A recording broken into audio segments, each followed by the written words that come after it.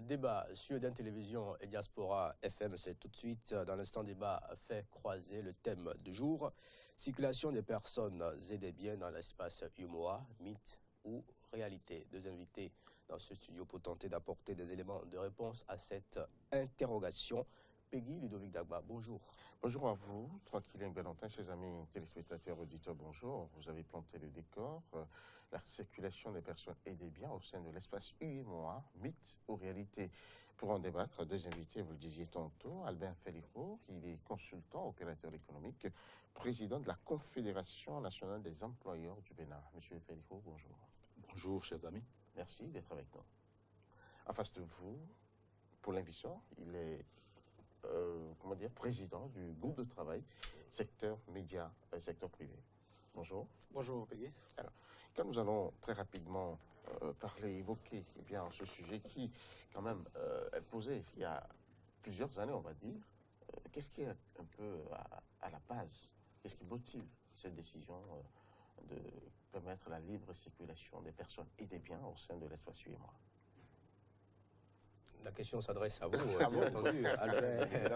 Monsieur Albin Feliro. Oui, merci infiniment, merci pour cette invitation. Oui, parler de l'UMOA et de parler de ce qui, à l'époque, est considéré comme une évidence, au-delà des indépendances. Je crois que les pères fondateurs ont compris que l'espace UMOA qu'il fallait créer est un espace de marché, comme son nom l'indique, l'Union économique monétaire ouest-africaine, et qu'il fallait davantage pour dépasser, les indépendances purement politiques, créer un espace d'intégration économique pour surtout le secteur privé. Alors le secteur privé a mis du temps avant de s'approprier cet outil, mais aujourd'hui il est clair que l'UMOA aujourd'hui travaille à ce que le secteur privé arrive à se mouvoir entre les différents secteurs privés de chacun des pays. Donc le principe qu'il faut retenir, c'est que être hors de son pays, mais dans l'espace UMOA, on doit être considéré exactement comme si on était dans son propre pays. Voilà le principe de base, le fondement, j'allais dire à la fois politique, philosophique et même juridique de la création et de la constitution de l'UMOA. Alors qu'est-ce qui explique cette prise de décision? Vous savez, nos différents États se caractérisent par la petitesse des marchés, à la fois institutionnelle, géographique, etc. Et on a pensé qu'il fallait élargir le marché. Je ne voudrais pas parler des petites guéguerres qu'il puisse y avoir entre l'UMOA et la CEDEAO. Vous comprendrez que quand on parlera de la CEDEAO, il y a les pays anglophones. Donc, pour bien comprendre l'UMOA, c'est en réalité 8 pays. 8 pays, la Guinée-Bissau, le Sénégal, le Burkina Faso, le Mali, le Niger, la Côte d'Ivoire, le Bénin et le Togo. Voilà à peu près les pays qui constituent l'UMOA. Et vous allez remarquer que c'est quand même des pays francophones avec une monnaie unique qui, à la base, peut paraître le CFA, qui peut paraître très intéressant. Et aujourd'hui, on en connaît les limites. Donc, voilà fondamentalement posé la motivation donc, de la question de l'UMOA. Donc, c'est d'abord un outil à vocation d'intégration économique. Et pour ce faire, forcément, le préalable, c'est la libre circulation des biens et des personnes. Si on se sent à la fois chez soi, au Togo comme au Bénin, ou au Mali comme au Sénégal, etc., voilà la réussite donc, de ce qui justifie la naissance même de l'UMOA. On va s'intéresser à la réalité du terrain avec vous, Paulin Vissor, président du groupe de travail secteur privé et médias. Le constat fait au départ qui est à l'origine de la mise en place de cette réforme voulue par les chefs d'État et de gouvernement de l'espace UMOA. Sur le terrain, vous qui avez fait la plupart des pays de l'UMOA par voie aérienne ou même terrestre, est-ce que ce constat-là aujourd'hui est réglé? Écoutez, je vous remercie pour avoir posé ce point ce matin. Il faut rappeler que, effectivement, la motivation qui est à la base de la création de l'UMOA est une bonne motivation. Ça, il n'y a pas de doute. Mais la réalité aujourd'hui, c'est que l'intégration, surtout économique en Afrique, est un échec. Je voudrais quand même me permettre de rappeler quelques chiffres. l'Afrique dans son entièreté contribue seulement à un ridicule 2% du commerce mondial. Vous prenez la zone Europe, l'essentiel de leurs échanges, n'est-ce pas, se font entre eux à hauteur de 70%. Lorsque vous parcourez le continent asiatique, c'est environ 50%. Mais sur le continent africain, nous sommes autour de 11%. Vous voyez déjà le gap. Et pendant ce temps, ce n'est pas les regroupements à caractère économique ou politique qui manquent. On en compte environ 14 sur le continent africain. Vous vous rappelez certainement encore cette boutade de M. Aliko Dangote. Hein, il disait que pour parcourir les 54 pays du continent africain, il lui faut environ 38 visas. Et là, ici, il est américain, il était américain ou détenteur de passeport britannique, il lui en faudra moins, voyez-vous. C'est dire qu'en réalité, oui, la volonté, la motivation, disons, de départ, elle est bonne, mais la réalité, la volonté politique qu'il faut pour aller à une véritable libre circulation des personnes, des biens et des services, eh bien, nous sommes encore, disons, loin du compte. Pour vous rappeler des chiffres, si vous voulez sortir une marchandise du port de Tema au Ghana pour aller à Ouagadougou, les deux villes sont séparées environ par 1000 km, seulement 1000 km. Mais pour faire ce trajet-là, il vous fait en moyenne 17 jours. Donc voilà la réalité. Il y a des obstacles, des goulots d'étranglement qu'il va falloir lever. Et ça suppose que les animateurs du secteur privé, disons, mettent beaucoup plus de pression sur leur gouvernement au plan national. Et aussi que certains membres, ou bien les membres, je vais parler en tout cas de ceux qui de mon pays, le Bénin, il est temps que le Bénin fasse le point, fasse le bilan de cette appartenance à cette union qui, en réalité, pour moi en tout cas, ou au regard des faits, est une intégration sur papier que réellement sur le terrain. Donc il va falloir que très rapidement, il y ait une pression de la société civile, surtout de ces acteurs, de ces créateurs de richesses, n'est-ce pas, pour que les gouvernements prennent une décision enfin, parce que nous sommes encore très loin du compte malheureusement. Monsieur Félico, est-ce que vous avez constaté, comme M. Bishop, que c'est un échec, cette intégration-là? Non, je crois que je suis là ce matin avec une approche pédagogique. Nous sommes en train de parler de lui et moi. Ne parlons pas de tous les regroupements, j'allais dire régionaux, sous-régionaux qui existent, etc. Il a bien fait d'en parler en disant qu'il y a plus d'une dizaine, etc. C'est vrai que chacune a des obstacles, a des freins. Mais le plus important, les choses ne se bâtissent pas en un jour. On est pleinement conscient des... Mais ça ne fait plus un jour quand même. Ça fait des années que ça dure. Oui, ça fait les années, nos 50 ans d'indépendance, alors que la comparaison avec l'Europe ou l'Asie, etc., c'est des années. C'est pas des années, c'est des périodes séculaires. Donc, ils ont plus de 100 ans d'expérience, de cohabitation entre elles, etc. C'est bon de faire le constat de ce qu'aujourd'hui, le commerce intracommunautaire est de 13%. Mais il était de combien avant? Et c'est parce que, justement, ce constat est faible qu'au niveau de l'UEMOA, dans l'un de ses principaux organes, qui est la chambre consulaire régionale, eh bien, on a décidé d'organiser périodiquement des foires pour susciter, j'allais dire, l'engouement et l'enthousiasme des uns et des autres à collaborer et à travailler et à vendre les produits entre eux, etc. Le plus important n'est pas de vendre à l'international. Les freins, les principaux, nous les connaissons. Aujourd'hui, on parle de la monnaie, du CFA, de façon plus précise, parce qu'on connaît les limites politiques, les contingences qui sont là. Et donc, ce n'est pas du jour au lendemain que les choses peuvent se faire, d'autant plus que ça regroupe plusieurs pays. Donc, ce qui est important à retenir, c'est que ça ne va pas et on peut mieux faire. Et maintenant, ensemble, nous allons voir en quoi on peut mieux faire. D'accord? C'est un début et c'est tout un travail de sensibilisation, etc. Moi, j'ai le souvenir que même au Bénin, sans parler de lui et moi, pour quitter Cotonou pour aller à Parakou, vous avez peut-être une vingtaine ou une trentaine de postes de police ou de douane ou de forestiers et autres, etc. et tout, dont la vocation affichée n'est pas de contrôler, mais bien de rançonner. D'accord? Aujourd'hui, on a vu qu'il y a une amélioration. C'est comme ça qu'il faut voir le problème, à mon avis. Vous avez dit que ça ne va pas. Et je crois qu'il est important qu'on lève un code de voile sur la plupart des goulots d'étranglement qui, justement, empêchent la libre circulation des personnes et des biens dans l'espace UEMOA. Vous avez commencé, vous, M. Paulin Visson. Oui, mais d'abord, je voudrais faire un petit préalable. Je partage l'optimisme de M. Feilho et je suis tout à fait d'accord avec lui qu'il faut espérer. Mais moi, je voudrais que les choses aillent un peu plus vite parce que nous venons de faire environ 50 ans ou 50 ans après les indépendances.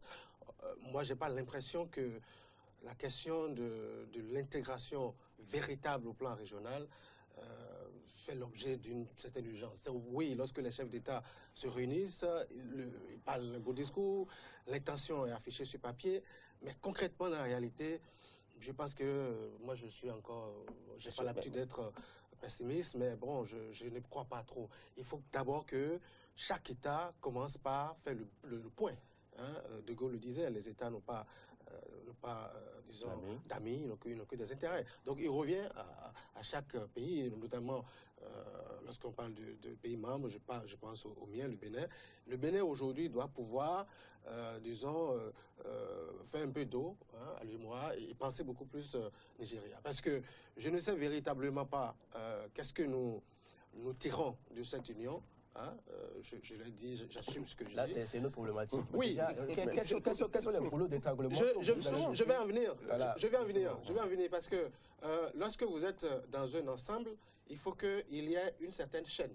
Hein, pour que lorsque un pays A produit un bien, le pays B, n'est-ce pas, puisse créer un service ou mettre en place un dispositif qui lui permette de pouvoir créer une certaine synergie. Mais ça, entre autres boulots d'étranglement, c'est l'absence d'une synergie entre les États. Les États offrent pratiquement les mêmes services. Au-delà de ce que vous avez, disons, des handicaps au plan administratif, les services de sécurité, douane et disons, gendarmerie ou tous ceux qui s'occupent de la sécurité. Parce que l'une des raisons évoquées pour faire, disons, pour bloquer, enfin, pour rendre un peu plus compliqué la circulation, n'est-ce pas, au sein de l'Union, ce sont les raisons sécuritaires.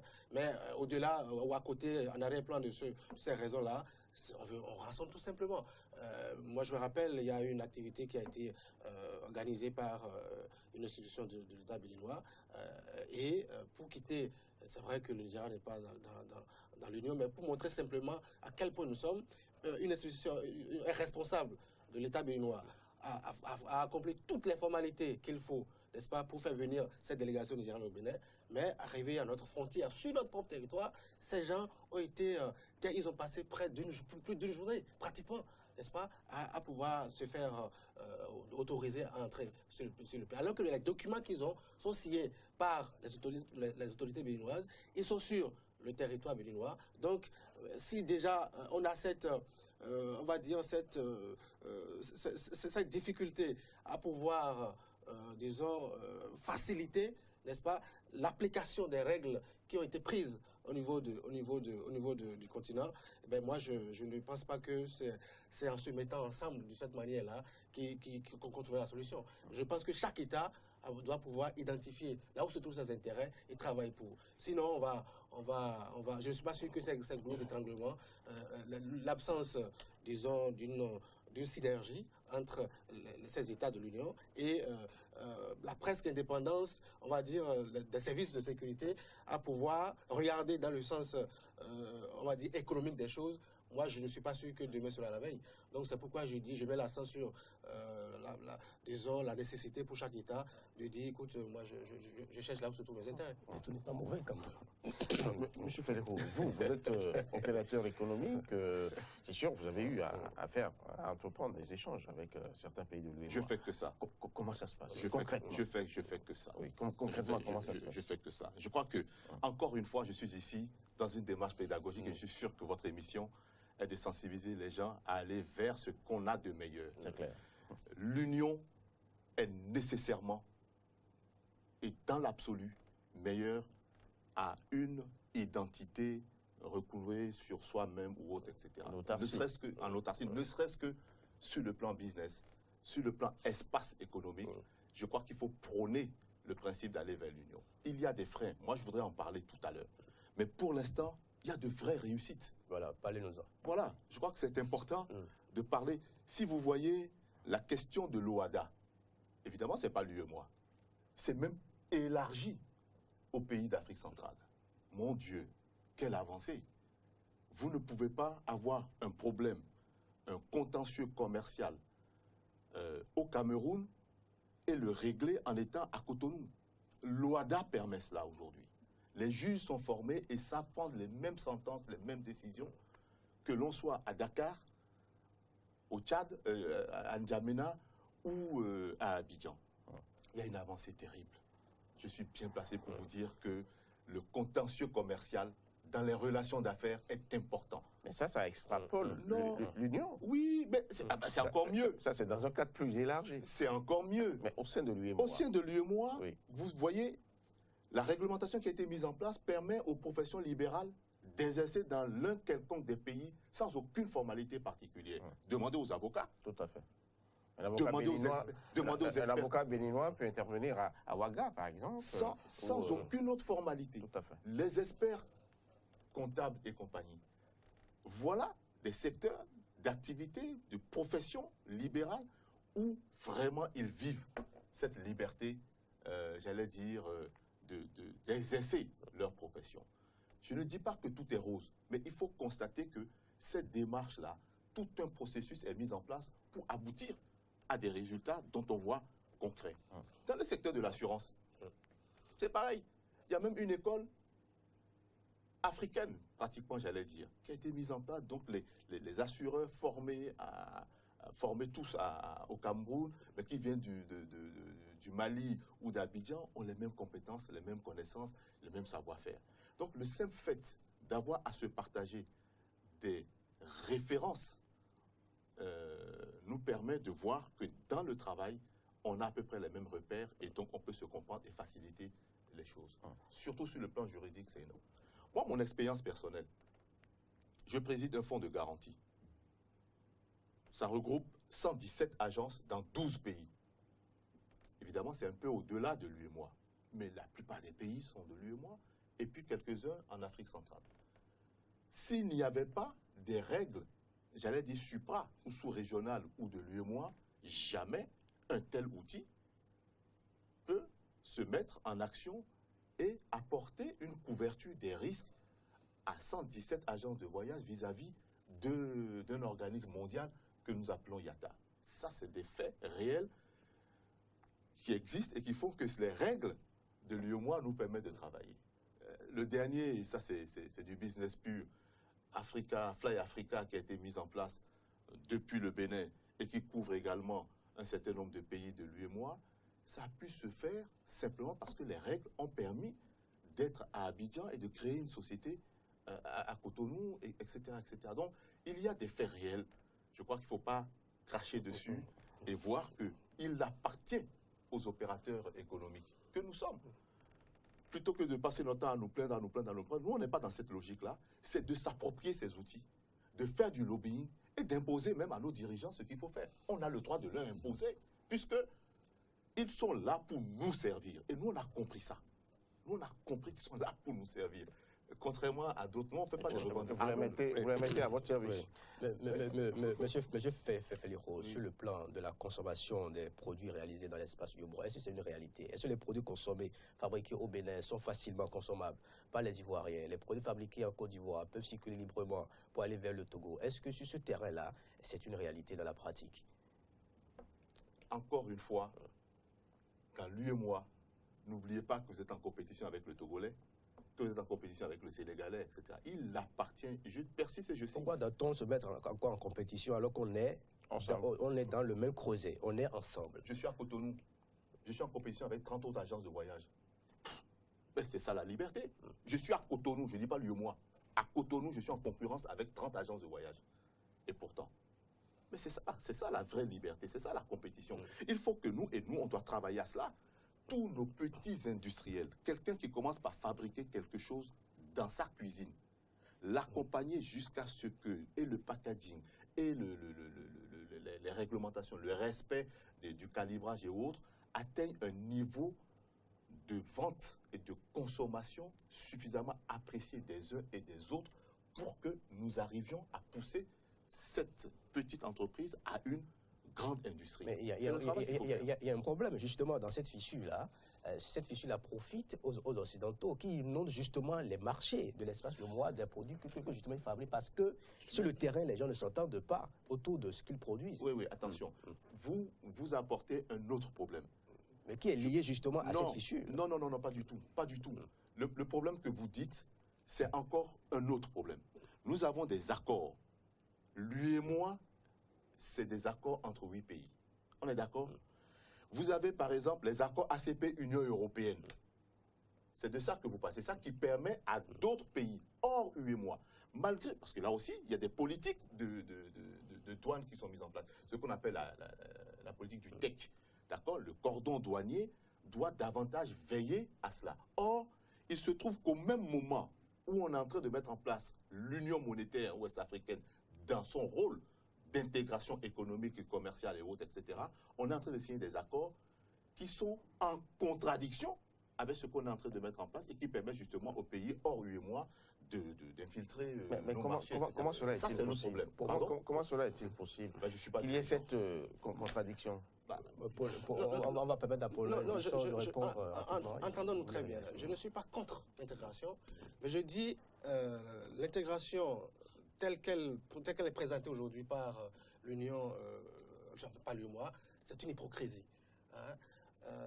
Parlons du tarif douanier. Il est autour de 8,7%, le plus élevé, n'est-ce pas, au monde. Ailleurs, c'est environ 2,7, maximum 3. Mais nous sommes à 8,7%. Alors qu'on nous dit... à l'intérieur. À l'intérieur, je tiens les statistiques sont là, hein, nous sommes à 8,7%. Ce que je vous dis là, c'est que il faut l'intégration pour aller véritablement, pour régler les problèmes, je suis d'accord. Mais je dis, il ne sert à rien de se mettre ensemble, n'est-ce pas, pour la forme, et les problèmes sont là, on les caresse, on ne veut pas aller... on ne veut pas, disons, les toucher. Moi, je pense que, oui, je suis d'accord qu'on se mette ensemble, mais il faut véritablement être ensemble. Qu'est-ce que le Bénin offre au Togo en termes de services? Qu'est-ce que le Togo offre au Burkina Faso en termes de services? On nous a dit, oui, nous sommes ensemble sur papier, mais il n'y a pas cette synergie qui comme sur le continent européen, j'ai rappelé les chiffres au départ, l'essentiel des échanges se font entre eux, à hauteur de 70% sur le continent européen. Mais chez nous, nous sommes autour de 11-13%. Mais au niveau de l'UEMOA. Justement, c'est parce que nous avons dit sur papier que nous sommes ensemble, mais chacun reste dans son coin. C'est pour ça que moi je dis, il faut que concrètement, ceux qui doivent... Je suis tout à fait d'accord lorsqu'il a parlé tout à l'heure, disons, de lobby tout à l'heure. Il faut que les acteurs, n'est-ce pas, mettre la pression pour leur démontrer qu'il y a un problème. Il ne suffit pas de dire, oui, on est ensemble, mais dans la réalité, chacun se protège,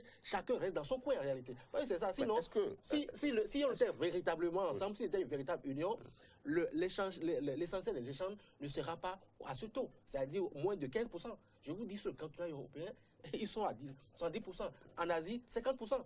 Ça veut dire que véritablement, ils sont ensemble et ils font véritablement les choses ensemble. Ici, nous disons sur papier, nous sommes ensemble, mais chacun reste sur son territoire et bloque le trajet aux autres. C'est ce que moi je dis, c'est une hypocrisie. Cette situation-là ne s'explique-t-elle pas par la difficulté pour les États de l'UEMOA de s'entendre sur les politiques douanières de la communauté? Est-ce que chacun n'est pas trop jaloux des intérêts à tirer en fait de la taxation? Ne crachez pas sur l'évolution qu'il y a eu. Oui, mais cette évolution-là est en train de Deuxièmement, buter, la comparaison buter là. avec l'Union européenne. Oui. L'Union européenne, elle est productrice de biens et de services, et c'est tout à fait normal et presque évident que le brassage de business intracommunautaire soit de l'ordre de 70% ou autre, etc. Pareil en Asie. Nous n'avons pas autant de capacité à produire des biens et des services. Et c'est vers là qu'il faut aller. C'est vers l'industrialisation, vers l'agriculture de cet espace. Et encore une fois, même tout petit, vous avez moins d'atouts, d'opportunités à développer une activité. Parce que vous raisonnez Bénin, vous raisonnez 10 millions. Quand vous raisonnez UEMOA, vous raisonnez 300 millions.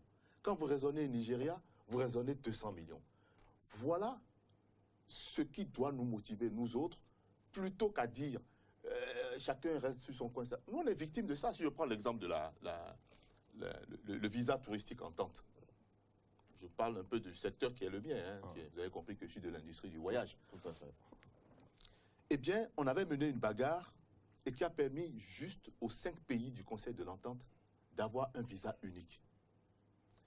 Le mode opératoire consistait à dire, avec le consulat qui vend le visa prend 50% et les autres pays visités prennent donc le reste, partagent le reste entre eux. Pour des raisons donc économiques, chacun des consulats, lorsqu'il voit quelqu'un arriver pour parler de son visa touristique en tente, se rend bien compte qu'il n'a que 50% et les autres se partagent avec les autres, préfèrent vendre son visa à lui. C'est aussi bête, aussi simple. Et là, une décision effectivement politique, les chefs d'État auraient pu se voir là-dessus, ou même les ministres des Affaires étrangères ou n'importe qui auraient pu dire attention, on veut aller vers l'union économique, on veut aller vers un visa touristique en tente, on est d'accord pour perdre un peu, pour justement faire grandir l'arrivée des touristes sur notre espace. Donc, il y a des freins de ce genre-là. Ça ne remet pas en cause le principe ni la philosophie de l'Union africaine ou de l'Union monétaire. Mais dans quel délai pensez-vous qu'on puisse lever ces barrières-là? Dans le délai de nos incongruités, dans le délai de nos égoïsmes, dans le délai de nos irresponsabilités, Est-ce etc. que là, vous ne retombez pas dans les problèmes? Oui, mais je ne dénie pas. Moi, si je dois résumer, caricaturer un peu la position de M. Fellero, c'est de la dire, conclusion oui, surtout. c'est de dire, oui, je prends l'exemple du mariage, oui, moi, si je décide d'aller vers une femme, c'est parce que je sais qu'elle peut m'apporter quelque chose. Mais M. Fellero, me semble, me dit, oui, je peux me mettre avec une femme, quand bien même elle ne me dit rien, quand même moi-même elle ne dit rien de moi. Donc je dis, si on est ensemble, il doit avoir cette complémentarité. Et nous devons aller sur les bases de la complémentarité. S'il n'y a pas cette complémentarité, moi je pense qu'un pays comme le Bénin, là, il faut qu'on mette suffisamment la pression sur ses dirigeants pour que nous puissions regarder un peu plus à côté de nous, c'est-à-dire le Nigeria. C'est ce que je suis en train de dire. Je ne suis pas contre l'intégration, mais je dis, il ne sert à rien de se mettre ensemble, n'est-ce pas, sans que chacun ne tire quelque chose de l'autre. C'est ce que je dis, est basique. Vous savez, c'est un partenariat gagnant-gagnant. Un partenariat gagnant-gagnant. Si on est ensemble, je ne peux pas me mettre avec quelqu'un si je ne tire rien de lui et que lui ne tire rien de moi. Ça ne sert à rien d'être ensemble. C'est ce que je suis en train de dire. Et donc, oui, vous avez pris l'exemple de l'Union européenne. D'accord qu'ils sont à un niveau de développement, ils sont très loin de nous, mais le principe sur lequel ils se sont basés, c'est qu'ils ont bâti cette complémentarité. Ils ne sont pas aussi jaloux, n'est-ce pas, de sorte qu'il n'y a pas ce nationalisme pathologique un peu, qui fait que il y a des entreprises en Allemagne qui peuvent accepter, dépendre en griffe d'autres entreprises de la même union. Mais chez nous, personne n'offre, chacun crée des situations pour rester chez lui, de sorte que nous vous offrons les mêmes services. Lorsque vous offrez les mêmes services, quelle complémentarité, quelle richesse voulez-vous véritablement trouver, créer? C'est de ça que je parle. Donc, je suis pour une intégration proactive, mais je dis, tel que l'UEMOA se présente là, et moi, je ne vais pas sortir cette phrase, mais je suis obligé de le dire. Quand vous regardez très bien en arrière-plan, vous verrez qu'il y a un pays derrière qui n'a pas intérêt à ce que cette zone-là se développe. Parce que c'est l'ensemble des pays francophones qui utilisent ce franc-là que vous connaissez. L'argent-là appartient à quelqu'un. Donc je ne suis pas sûr que véritablement ce pays a intérêt à ce que nous créions les conditions pour véritablement profiter, n'est-ce pas, de notre ensemble. C'est pourquoi je dis qu'un pays comme le Bénin, moi, si l'Union doit continuer, il faut que les professionnels mettent la pression davantage, mais à défaut, que nous regardions à côté de nous pour voir quels sont les intérêts que nous pourrions tirer d'un pays comme le Nigeria, plutôt que d'aller se mettre ensemble dans une union où chacun est jaloux de ce qu'il est et ne veut pas collaborer avec les autres. Ça veut dire qu'en réalité, on est ensemble, mais on n'est pas ensemble. Mais il y a une situation au sein de l'Union. On dit souvent que c'est dans la contradiction que jaillissent la lumière, les bonnes choses. Au sein de l'espace UEMOA, la Côte d'Ivoire, elle seule, pèse 40%. 40% au sein de l'UEMOA. Est-ce que dans ces conditions, les autres pays se regroupent pour donner les 60% qui restent? Dans ces conditions, pensez-vous que les débats contradictoires auront véritablement droit de citer? Alors, ce qui est intéressant, c'est l'allégorie du mariage. Ma belle-mère m'emmerde, je laisse tomber ma femme et je vais à une seconde épouse dont je suis sûr qu'elle est meilleure. Si je reprends la caricature que mon jeune frère est en train de prendre, c'est à peu près ça. Non, je crois que, encore une fois, dans ma démarche pédagogique, je dirais qu'il y a quoi que le Bénin donne aux autres, et puis on dit on doit pouvoir garder et aller ailleurs. Il y a quoi que le Bénin donne aux autres? Il y a à se performer, il y a à s'améliorer, il y a à regarder ce que font les autres. Mais je vous dis, la même farine de gari, de fio et autres, qu'on est capable de faire ici, les sushis, merci, je vais prêter ce mot.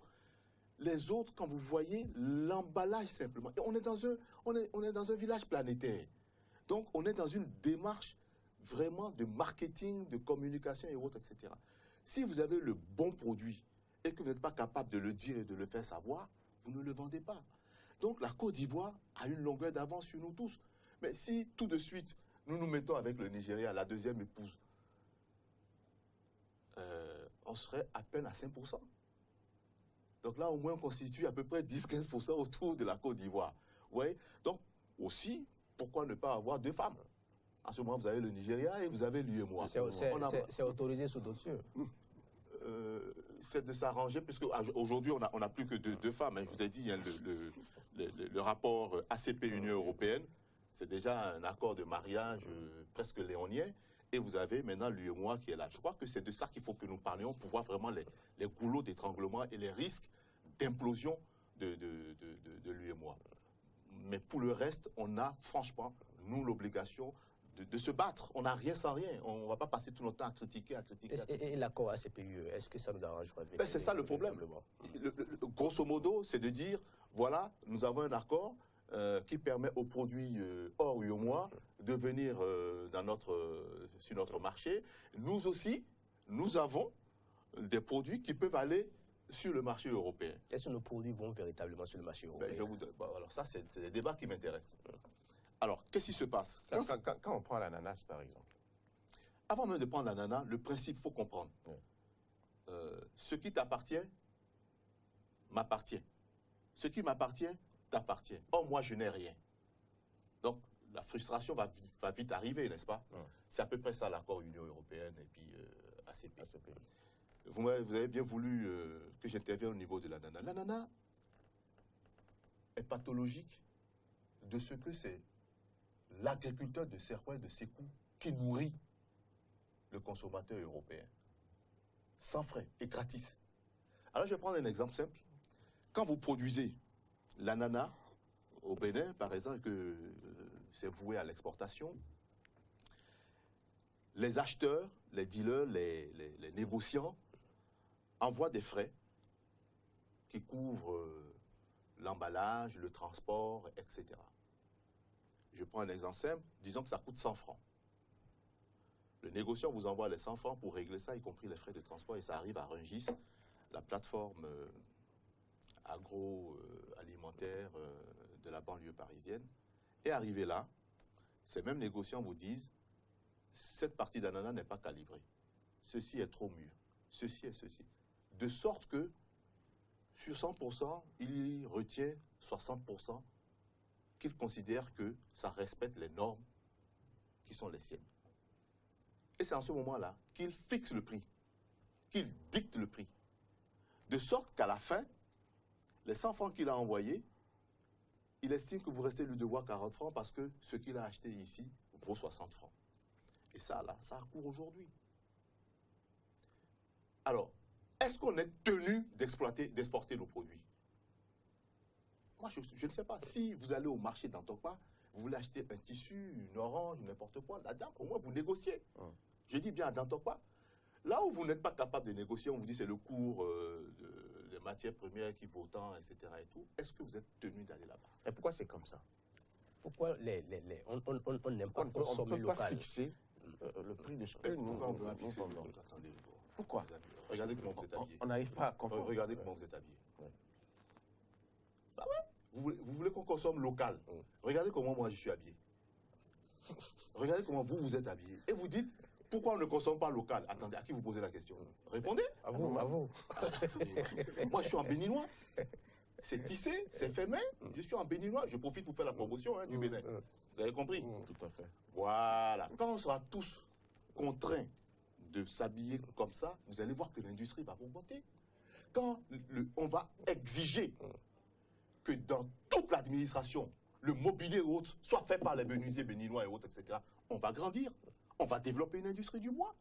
Quand on va dire et respecter le 1% culturel, on a dit que dans les grands ensembles de construction et autres, il faut y consacrer 1% pour l'artisanat, les tableaux, etc. Tout. Dans les grands ensembles, depuis que moi j'ai mis les pieds au Bénin, depuis que je suis rentré, seule la BCAO a effectivement investi les 1% de son investissement dans les tableaux, dans les trucs artistiques, etc. Tout. Dans quel ministère vous avez été et vous n'avez pas vu des chinoiseries? Dites-moi. Au plus haut niveau, dans quel ministère vous avez été et vous avez vu que des meubles béninois?